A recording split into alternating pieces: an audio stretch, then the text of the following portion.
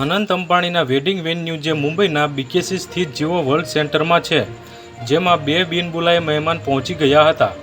મળતી જાણકારી અનુસાર પોલીસે બંને લોકોની ધરપકડ કરી લીધી છે. અનંત અંબાણીના લગ્ન દેશભરમાં ચર્ચાનો વિષય પણ બન્યા છે. પરંતુ શું તમે જાણો છો કે બિનબુલાયા મહેમાન થઈને જવું તે એક ગુનો છે?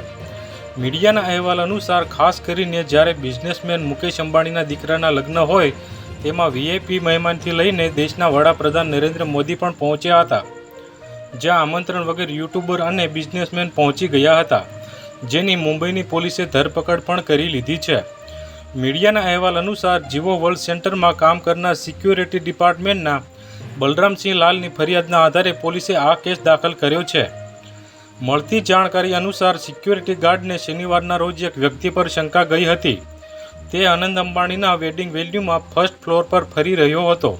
ત્યારબાદ તેની પૂછપરછ કરવામાં આવી તો જાણ થઈ કે જીવો વર્લ્ડ સેન્ટરના ગેટ નંબર 10થી અંદર આવી ગયો હતો. જો અમારા વિડીયો તમને પસંદ આવતા હોય તો લાઇક કરો, શેર કરો અને સબસ્ક્રાઈબ કરવાનું ભૂલતા નહીં.